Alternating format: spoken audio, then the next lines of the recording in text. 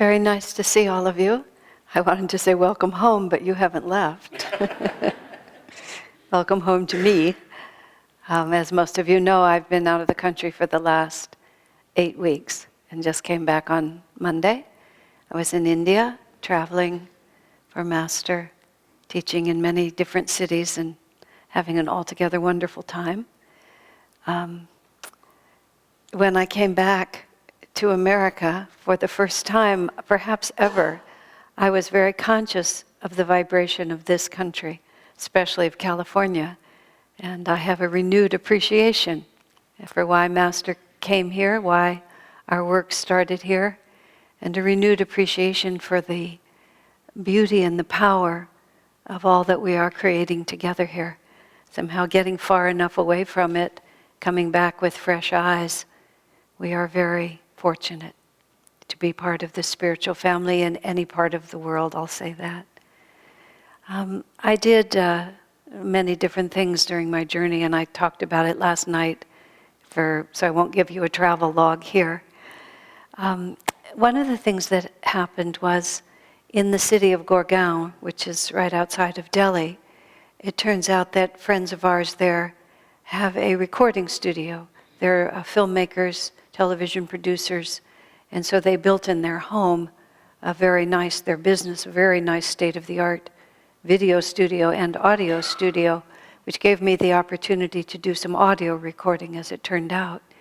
And I woke up in the morning a few weeks ago with a thought in my mind that I should make an audio book of the last book Swami wrote. The last book he wrote was completely out of character, or out of the norm of what he does.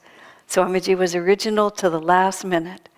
And that book is called Love Perfected, Life Divine. And I had a particularly close relationship with the book because a year ago, when I went to India, the day I arrived, he was working on that book and he immediately handed me the manuscript. So a lot of the time a year ago, not this year, I spent sitting in his living room reading the different iterations of that book. It is a rewrite of a romantic novel written by an author named Marie Corelli, who 100 years ago in England was quite popular for writing these books with lofty themes. She wrote quite a few of them. As Swamiji writes in the introduction, she had her limitations, and she was a bit nobody understood like she understood kind of energy. And she played that card a lot in all of her writings. She was so sensitive, she was so elevated, and everyone else on the planet was not. And it was a flaw in her books. She also had, like many spiritual people, spiritually aspiring people, she was looking at the heights from underneath. And when you're sort of at the bottom of the mountain and you're looking up and you're trying to figure what the route is, a lot of times you have to guess. If you're looking at the mountain from the top down, you know exactly what paths will bring you to the peak. So Swamiji completely rewrote her book from his spiritual perspective and with his much more generous heart.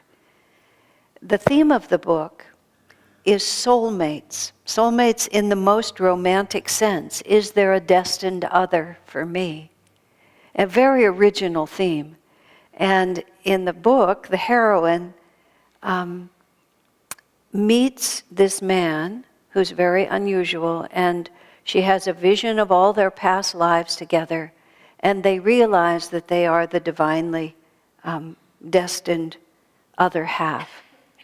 The difficulty in the story is that he has become more advanced than her, because in all their past lives, one way or another, egoic selfishness, misunderstanding, fear, self-interest, allowing other people's limited ideas influence them. And the promise of true love was lost to them time and time again. So in the story, he finally first understands that the limitation of their fulfillment is within him. The limitation is within him. So he withdraws for many incarnations and goes on his own quest and finally reaches a pinnacle of understanding with the help of a guru. And then finally he comes back to find her, this divine responsibility for the other half. But she then, and he has now the restraint not to be drawn in to all the allure of their attachment for one another, but to hold his center until she can understand now what she has to do. I mean, it's a very creative story and very romantic in a divine way. So then the second half of the story is that she recognizes what she has to do. And she goes to the same guru and then goes through all of these profound and deep challenges to her courage and her faith in God and her belief in love and her willingness to sacrifice herself for her ideals. Well, as I said, I woke up with this inspiration just one day that I should make an audio book out of that story. The heroine, it's a heroine, so the I in the book is a female, and of course Swamiji's not here to do it himself, and of course he couldn't have recorded it because he had such a definitively male voice and male attitude. It had to be read by a woman. It'll be edited and made available. Part of my thinking was, it's a very important book. It's the only book that Swami's ever really written about the subject of love. And it's the only book that he's ever written of this type. I don't know how else to say it. It's a very interesting story. And I thought people might be able to feel it more if they could hear it. That's all neither here nor there. The point was, I really felt inwardly that I should do it. And I ended up sitting in this recording studio for many hours for 2 days in a row, just reading through this adventure of this woman. And she finally has to face these just overwhelming tests. And even my friends, for some reason, weren't with me that day, so I'm just all alone, just like her, just all alone, climbing this mountain in the cold and the wind, guided by this black specter that you don't know whether it's a divine or the devil, challenging me, to face everything that frightens us. And one of the themes of that story is her, and this is her weakness, but it also became more real to me, more true. Her constant comment about what a danger society is to the truth seeker. And what a detriment all the worldly thoughts of people around us are to our own spiritual aspiration. And how easily our own elevated thinking is diluted by the fact that we're so solitary, that the truth seeker is so solitary on this planet. And I have been slightly offended by her dismissal of everybody else. There has been in her writing a certain arrogance in it. But I have to also say that from my earliest years with Swamiji, 40-some years ago, he also would often, with an airy hand, just dismiss all of society, everyone. In the movie Finding Happiness, the reporter asks Swamiji how just a small group of people in a community, Finding Happiness is the movie we've made about Ananda, how just a small group of people can influence society. And in that movie, Swamiji says, society pretty much cancels itself out. Half of them want one thing, half of them want another, and pretty soon nothing is ever accomplished. While I was gone, I'm sure all of you saw all the stuff that's going on in the Ukraine and just all the different things in the world. And you sit there and you watch it and you think, nobody is really thinking about truth. No one is thinking about goodness, about nobility, about selflessness. It's people wanting power. And then you have, this groundswell of individuals who say, no, no, it should be different. And they will, as they did this time, they make a political movement and somebody gets taken out of power and somebody else comes into power. And there's this hope, that now, this time, and then pretty soon it's just power against power again. And I was on the little bus that takes us from the airplane across the tarmac to the airport in India. That is the way you're transported a lot. Crowded in with my wonderful travel companion, Brian. And we're standing there, with our suitcases, and the whole bus is full of people. I've just finished recording this book. And I look at the whole bus and I think, not one person here is thinking about God. I mean, this is India, where everything is supposed to be different, but it isn't. They were all thinking about their jobs, their families, their children, the exams, what kind of money they would have, what kind of retirement they would have. It's like you could just look at the faces and you could see no one is really, seriously thinking about God, trying to attune themselves to a greater reality, trying to imagine one moment beyond this one. It's just, what can I have right here, right now? And I had to hand it to Marie Corelli. She's right. And the fact that we have to take into account also is that thoughts have power. It's not as if, because nobody is pounding on us or chaining us to a chair, that the influence of this world is insignificant. Going to another country, I was sharing this with people last night, it's the culture of India is different than the culture here. Increasingly, the world is one place. Another 10 years. I mean, everywhere you look, anywhere, no matter how exotic you think of the location, you look at the picture, paved roads, automobiles, people wearing essentially now the same clothes. Increasingly, you can buy the same food and the same shirts anywhere on the planet. My last dinner in India was really excellent pizza. Oh, let's go to Fat Lulu's is the name of the place. And we walk in and they're playing country western music. You can lament it, but it's just what's happening. It's one culture. Right now it's one gross culture. As Dwapara Yuga rises, it'll become one more refined culture. But nonetheless, there is something called culture. And you realize that it's just a collective thought that people buy into. And in India, like everywhere else, most people reflect their culture, but then some don't at all. Just like in America, most people reflect their culture, but then some don't reflect it at all. It's whether or not we are defined from the inside, or whether we allow the thoughts and the conditions around us to tell us who we're supposed to be.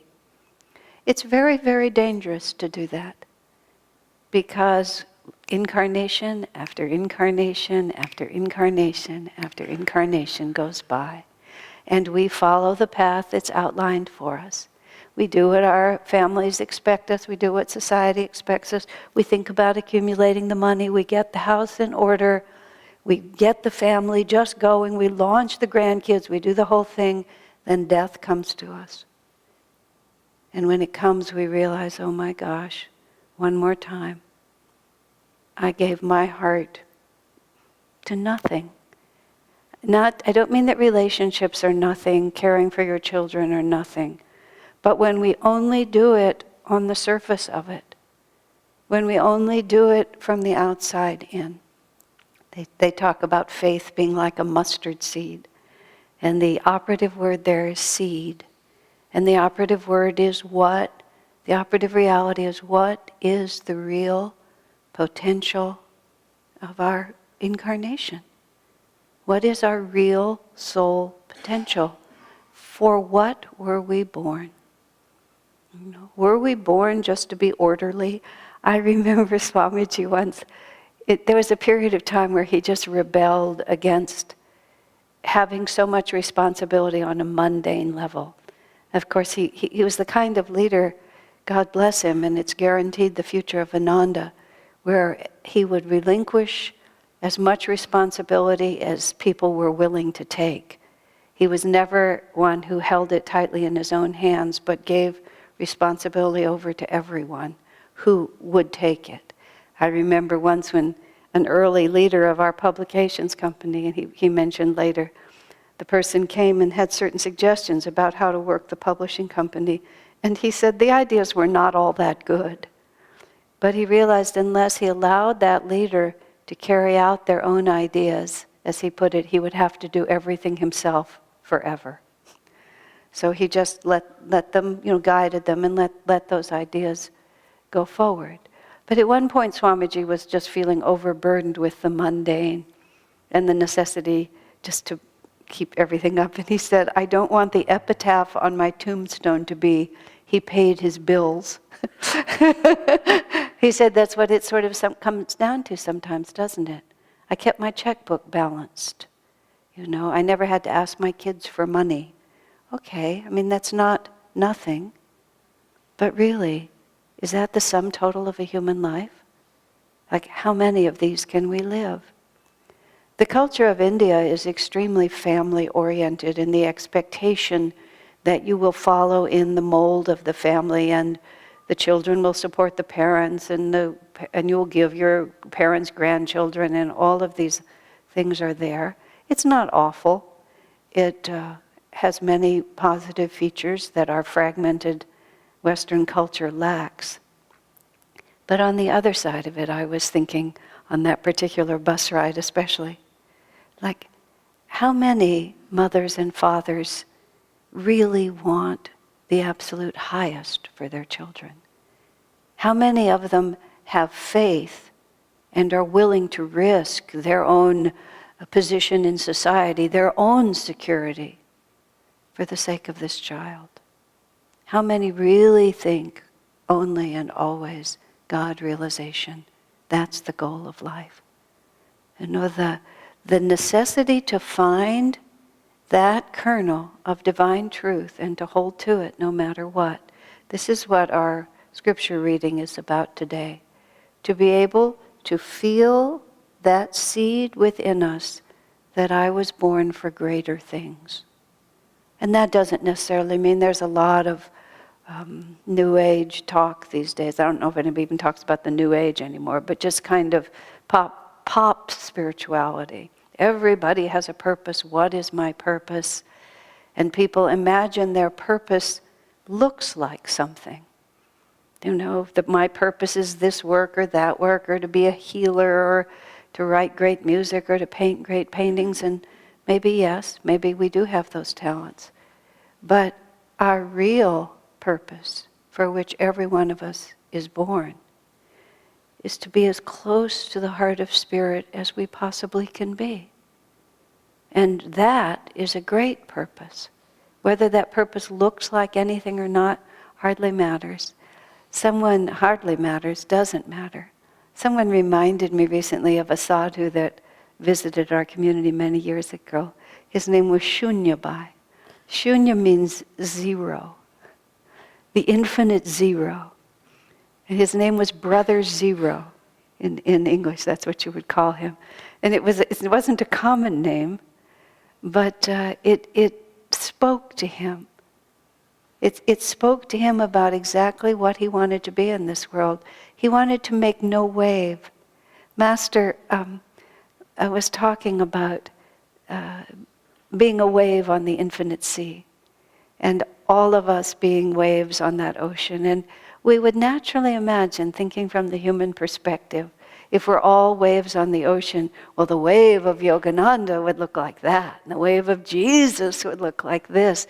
It's just, that's the way our minds work. And Master completely reversed the picture, because the infinite ocean is our reality.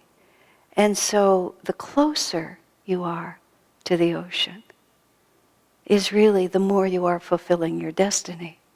And it's the big, noisy people like the leader of Russia and the leader of this country and the ones that are all lining their troops up and getting ready to blow each other's brains out. Those are the big waves that think that they're mighty because they can rise up above and crash against each other and smash other waves and take them over. And the master just stays right close to the ocean. But of course, when you think about it, what happens to these high waves? Inevitably, they crash, don't they? These very people who get into power and get to play these games in the world, something comes and takes them over every time. And if it's not in this lifetime, it's another. I was interested one night when I was teaching somewhere, I think in Delhi. I had 2 questions, one night and the night after. And the questions people always ask, especially somehow there, it's always about destiny and about the fairness of karma. The questions just go on and on. It was just like I would wait for the question about free will. It would usually come about 9:30 when the class, Anyway, I really grew to loathe that question. But the first night it was, if a baby is born into a bad household and, suffers so much as a child, how can that be? How can a loving God do that? Then the question the next night was, there's so much corruption and I see people taking so much from people and they just seem to get away with it. I said, these are the same question. Don't you see this? We look on one side and we think this is so unfair, and we look at this side and we think this is so unfair. There's nothing unfair at all about this world. The waves rise and the waves fall, and the waves crash. And the question for each one of us, and it can't be answered by reason. This one man asked me a question about the fairness of karma. In India, karma is somewhat passive and is sometimes used as an excuse for lack of dynamism. I would joke about it. People in India would say, they use the word karma like this, karma. Just like it's a collapsing concept. It's like everything collapses in the concept of karma. I said, I learned karma from Swami Kriyananda. He said it with both feet planted in his hand like this. It's like, it's my karma, meaning I can do it, I can change it, I can make it happen. Completely different, completely different. That's what Master wanted to teach us, is this kind of dynamic embracing of life and realizing that our lives belong to us. And I don't mean that in an egoic sense, and I don't mean that in a social sense. It's that we are making a decision. We're making a decision every minute of our lives as to why am I here? And who do I want to be at the end of this incarnation? I'm far enough along in the process that I'm thinking I'm the horse close enough to the barn that I see it. I'm hardly ready to close up shop and leave the planet. But I can see a lot more of the end of the trail. I remember the beginning vividly, but I can also see the end. And a lot more of the thought of where do I want to be? When that last breath comes, when all of the things that define us begin to fade away. I was traveling with Brian, Gary's son Brian, and it was sort of funny. He's a big man, of course, and I'm a small woman. But he's strong, physically strong. And he would just, pick up those suitcases and toss them here and there, everywhere we needed to go. And he was very, very, very kind about helping me. And I was really happy to be helped. And it was just so interesting to me because even though I'm not a big person, I used to be physically very strong. I could just lift and carry easily. I just can't anymore. It's not in me. I don't have the power, that power. It's a very small thing, but everything goes in the end. We watched Swami Kriyananda. He was so physically debilitated. He couldn't get out of a chair. He couldn't cross the room. Shurjo and Narayani were always with him. And just to get across the room, it took both of them. And I saw this little snippet of a video of Swamiji somewhere that Vijay had taken with his just home camera 35 years ago. Swami's just standing on one foot, putting on his sandal like this. His leg comes up, huge, powerful calf muscles. He was wearing a dhoti and you could see his leg. Just balanced like that, just as easy as could be. Wow, look at that. But like Master said about himself when Master lost the ability to walk at the end of his life because he was taking on the karma of his disciples and his knees didn't work. And somebody was lamenting, oh, I'm so sorry you can't walk. Oh, he said, many people have feet, but they can't walk all over, he said. Meaning they can't travel through infinity like I can travel. You know, one body is overrated. Physical body is overrated. It's comfortable if it works well. I remember Ananda, who's my peer, looking out at a group of young people, who said, oh, enjoy those nice young bodies while they're still working so well, is what he said. And I know that's a lament that every older person says to every younger person, and every younger person just goes like that, doesn't mean anything. So that's not really what I'm talking about. I'm not talking about the difference between being 25 and being 70. I'm talking about being as old as infinity. And how much longer do we want to sort of put our hopes into the leaky bucket of society's unimaginative expectations? We have to do our dharma. We have to do our duty. I've been reading about Lahiri Mahashaya, our guru who was a householder, and how conscientiously and carefully he carried out his householder duties, and how firmly he told everyone, you know, don't think that being spiritual is being irresponsible. And don't imagine for a moment that you get to use it as an excuse for low energy or for avoiding that which you don't want to face. Exactly the opposite. But what is it that we really want to face? You know? Do we want to face the question of employment and having a nice figure and getting our house decorated just perfectly? Or is the problem that we really want to face and overcome that one of fear and attachment and lack of imagination? This life, love perfected, life divine, that's what the woman had to face. She had to face gossip. She had to face other people telling her that what she believed in was false. She had to face, how much am I willing to sacrifice for my spiritual life? How many comforts do I have to have? You know, how alone am I willing to be? I remember at